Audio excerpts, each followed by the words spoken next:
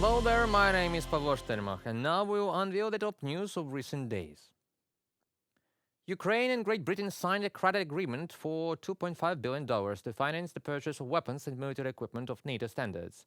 The loan is granted for 15 years with the possibility of extension. Control will be carried out by a joint commission. During his visit to the United Kingdom, President Zelensky met with top executives from leading British defense companies.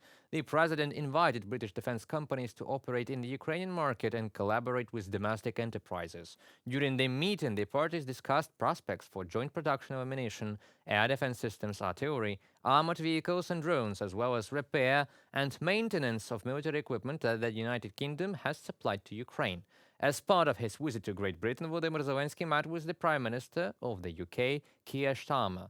The president thanks the British people and personally Keir Starmer for their comprehensive support of Ukraine in countering Russian aggression and paying special attention to our country at the summit of the European political community.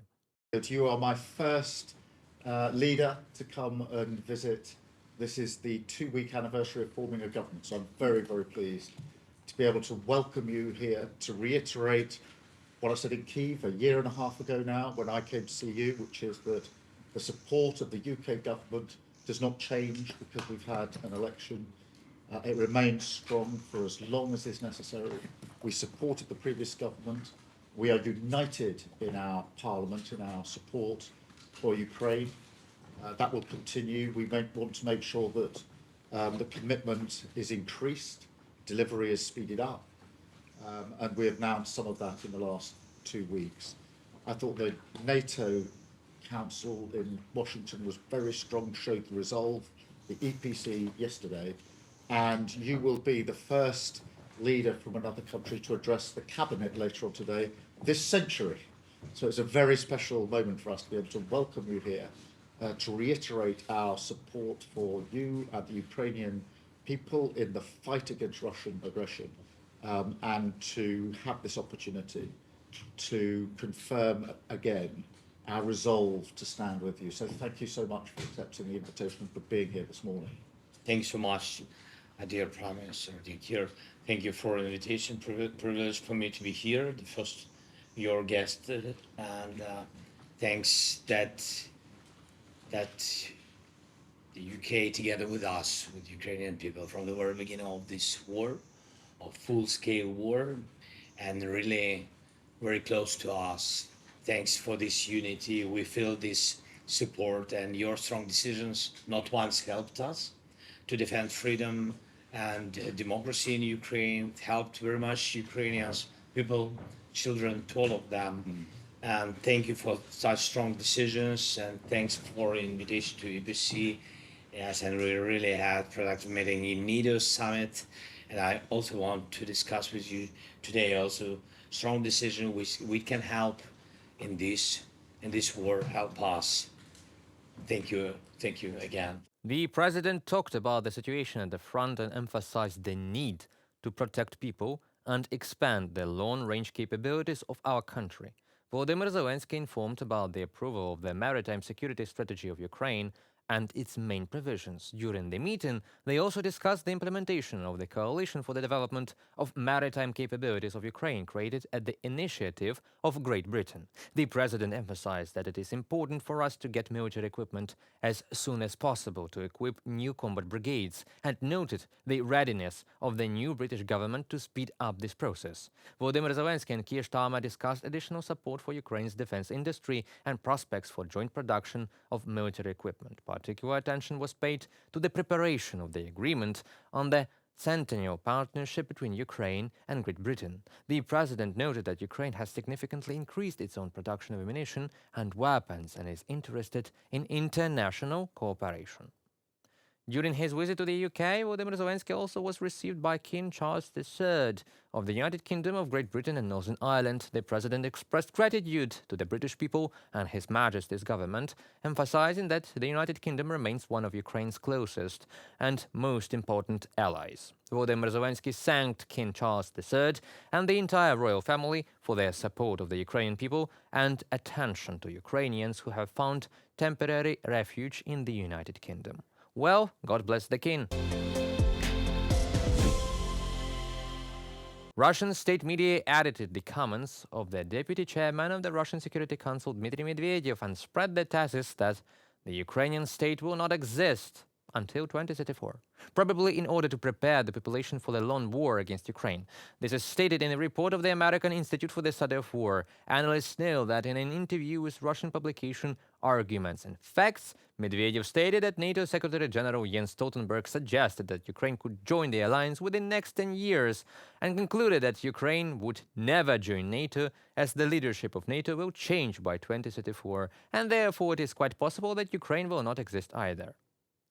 It should be noted that Medvedev did not directly say that Ukraine would cease to exist by 2034. Rather, this was a tangential implication of his statements. But the Russian media, including the Kremlin Stars news feed, immediately began publishing articles with headlines such as Medvedev admitted that Ukraine will cease to exist in 2034, the report says. ISW believes that the direct assumption that Russia will be able to destroy Ukraine by 2034, spread by the mass media, is a promise to the Russian public that Russia will be able to win the war and destroy Ukrainian statehood within a decade.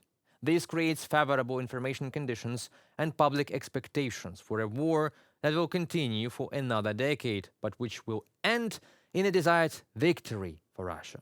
This Russian narrative also directly and decisively undermines individual attempts by some Kremlin officials to suggest that Russia is ready to negotiate peace with Ukraine, and further emphasizes that the only desired end goal of the war for the Kremlin is the complete destruction of the Ukrainian state and people. It is noted that in this way, neither Ukraine nor the West can count on negotiations with Russia if the Russian conditions foresee the destruction of Ukraine and its people within the next 10 years. Previously, ISW wrote that Russian leader Vladimir Putin's terms for ending the war against Ukraine are tantamount to Ukraine's capitulation, which shows that Putin is still not interested in good faith negotiations on any terms other than Russia's. At the same time, the Re-Russia project has calculated that in the last year alone, from July 2023 to June 2024, payments to military personnel participating in the war against Ukraine, as well as the wounded and killed, amounted to approximately 3 trillion rubles. The estimate is inaccurate since there is no data on the size of the Russian military group. This is about 1.5% of Russia's expected GDP in 2024, or more than 7.5% of all federal budget expenditures for the current year. That is, only payments to participants in the invasion are almost twice as high as federal budget expenditures on education or, for example, healthcare. In total, Russia should spend 8.7% of GDP on expenses related to war and security in 2024, Putin said. Payments to military personnel affect the economy of individual regions. For example, they are reflected in the increase of savings. And the Kremlin say that people live better, but certainly not those who are now fighting against Ukraine, perhaps only their relatives. Russia seems able to go on finding another 25,000 or so soldiers each month to retain around 470,000 men at the front, although it is having to pay more for them. Production of missiles to strike Ukrainian infrastructure is also surging, but for all the talk of Russia having become a war economy with some 8% of its GDP devoted to military spending, it is able to replace its staggering losses of tanks, armored vehicles, and artillery only by drawing out of storage and refurbishing stocks built up in the Soviet era. Huge though these stocks are, they are not infinite, the Economist wrote. According to most intelligence estimates, after the first 2 years of the war, Russia had lost about 3,000 tanks and 5,000 other armored vehicles. When the then Defense Minister Sergei Shoigu boasted in December 2023 that 1,500 tanks had been delivered in the course of the year, he omitted to say that nearly 85% of them, according to an assessment by the International Institute for their Strategic Studies, were not new tanks but old ones, mainly T-72s and T-62s, and even some T-55s dating from just after the Second World War that had been taken out of storage and given a wash-up and brush-up. Since the invasion, about 175 reasonably modern T-90M tanks have been sent to the front line. The estimates that annual production this year could be approaching 90. Moreover, the old Soviet armaments supply chain no longer exists. Ukraine, Georgia, and East Germany were all important centers of Soviet weapons and components manufacture. Ironically, Kharkiv was the main producer of turrets for T-72 tanks. Another concern is artillery barrel production. For now, with the help of North Korea, Russia appears to have enough shells, probably about 3 million this year. But the drawback of such high rates of fire has been the wear and tear on barrels. In some highly contested areas, the barrels of howitzers need replacing after only a few months. The solution has been to cannibalize barrels from old-style artillery and fit them to self-propelled howitzers.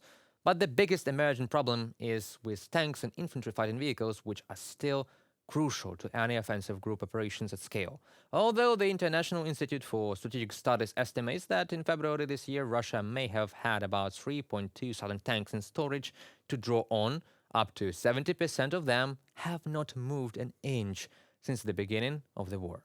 A large proportion of the T-72s has been stored uncovered since the early 1990s and are probably in very poor condition. That concludes our today's video. Thank you for watching. Stay updated, comment, like and subscribe to our UATV English channel for more news from Ukraine. It is your support that really matters for us. Goodbye.